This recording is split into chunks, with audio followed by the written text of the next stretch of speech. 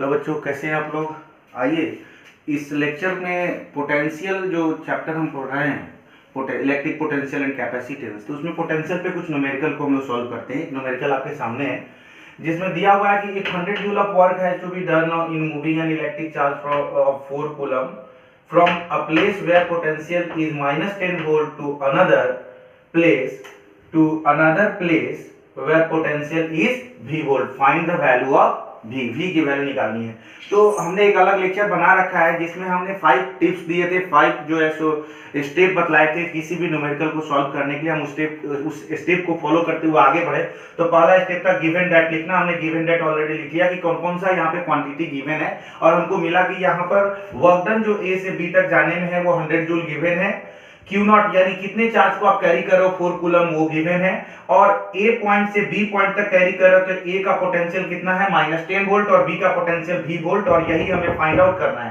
तो step third हमारा था कि ये स्टेप हमारा सेकंड था कि जो गिवन डेट आप लिख लेते हो तो उसकी यूनिट को चेक करो। यहाँ पे सारी यूनिट हमारा ऑलरेडी एसआई सिस्टम में है तो हमें कुछ भी चेंज करने की आवश्यकता नहीं है। तो पहला स्टेप गिवन डेट हो गया, सेकंड स्टेप हमने यूनिट चेक कर लिया।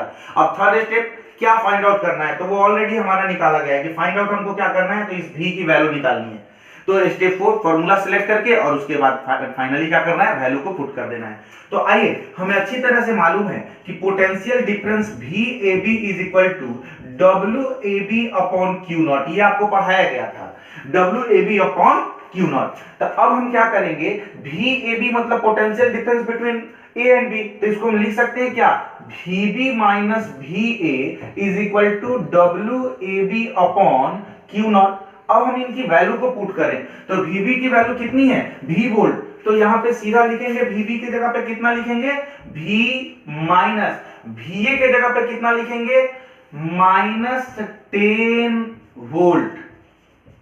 तो ये कितना हो जाएगा, इज इक्वल टू WAB के जगह पर हो जाएगा 100 जूल अपॉन, और Q नॉट के जगह पर हो जाएगा 4 कूलम।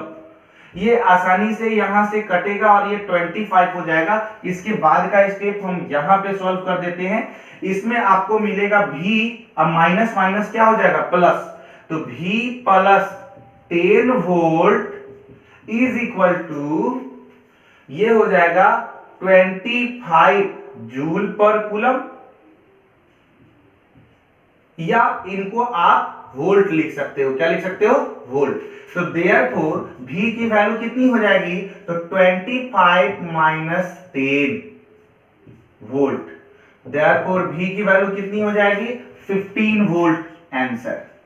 तो ये आपका एक नंबर न्यूमेरिकल था जिसका आंसर आपके सामने आ चुका है। आइए हम लोग इसी तरीके से एक सेकंड न्यूमेरिकल पर बात करते हैं। चलिए, सेकंड नंबर न्यूमेरिकल हमारे सामने है। एक इनफाइनाइट प्लेन शीट है जिसकी चार्ज डेंसिटी दी गई है और ये एयर में रखा हुआ है। इस सिचुएशन में हमसे बोल रहा है कि अगर इक्विपोटेंशियल सरफेस के बीच का डिस्टेंस कितना होगा, जिसके लिए जो PD की वैल्यू होगी वो 5 वोल्ट होगी। ये CBSE का क्वेश्चन है। तो गिवन दैट सबसे पहले स्टेप 1 हमने देख लिया, सरफेस चार्ज डेंसिटी सिग्मा की वैल्यू दी गई है। उसके बाद हमने देखा यहाँ पर dV की वैल्यू 5 वोल्ट दिया गया है और हमसे पूछ रहा है डिस्टेंस R पूछ रहा है। तो V और R, V की मदद से हमको R डिस्टेंस निकालना है। तो हमारे पास एक कॉन्सेप्ट याद आ रहा है कि इलेक्ट्रिक जो फील्ड इंटेंसिटी की वैल्यू हम कैलकुलेट करते हैं, वहां पे हमको एक फॉर्मूला मिला होता है E is equal to dV upon dr। अब यहां से V की वैल्यू, dV की वैल्यू तो हमें मालूम है और हमें dr की वैल्यू कैलकुलेट करनी है। R तो हमसे पूछ ही रहा है, लेकिन समस्या ये फंस गया कि अगर हमें E की वैल्यू मालूम हो तो हम आसानी से इस फॉर्मूला का इस्तेमाल करके R की वैल्यू फाइंड आउट कर लेंगे, लेकिन E का वैल्यू तो कहीं क्वेश्चन में दिया ही नहीं है। फिर भी आसानी से निकल सकता है क्योंकि इनफाइनाइटली प्लेन शीट के कारण जो है, यूनिफॉर्मली चार्ज प्लेन शीट के कारण आपको अच्छी तरह से मालूम है E का फॉर्मूला जो होता है वो सिग्मा बाई 2 एप्सिलॉन नॉट होता है। ठीक है, इसको हम इक्वेशन फर्स्ट मान रहे हैं और ये हमने जो लिया है वो साइन को नेगलेक्ट करके लिया है। तो बाई नेगलेटिंग साइन, हमने साइन को यहां क्या किया है, नेगलेक्ट कर रखा है। और यहां जो हमने फॉर्मूला E का लगा दिया वो किस आधार पे लगा दिया, तो ये प्लेन शीट के कारण इलेक्ट्रिक फील्ड ई का जो है फॉर्मूला है हमारे पास यूनिफॉर्मली चार्ज प्लेन शीट के कारण, तो इसको हम इक्वेशन सेकंड मानते हैं।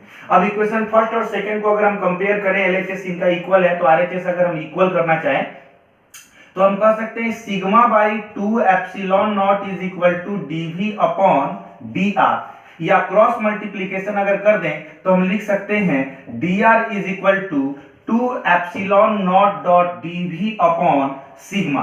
अब इसकी वैल्यू हमको पुट कर देनी है, तो आपको अच्छी तरह से मालूम है D R is equal to 2 into, और एप्सिलॉन नॉट की वैल्यू आपको अच्छी तरीके से पता है 8.85 into 10 to the power -12 coulomb square per newton metre square, और डीवी का वैल्यू आपको ऑलरेडी दिया हुआ है कितना 5 वोल्ट अपॉन सिग्मा का भी वैल्यू गिवन है, सिग्मा का वैल्यू गिवन है 10 to the power -8 coulomb per metre square.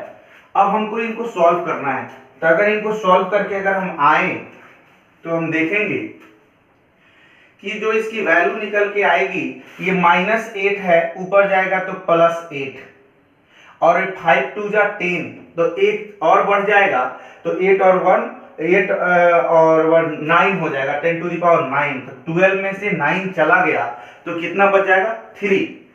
तो this become therefore R become 8.85 into 10 to the power -3 metre, या इसी को हम लिख सकते हैं 8.85 मिलीमीटर। ये हमारा सेकंड क्वेश्चन का आंसर आ गया, जिसमें हमको R की वैल्यू फाइंड आउट करनी थी। आइए यहां तक।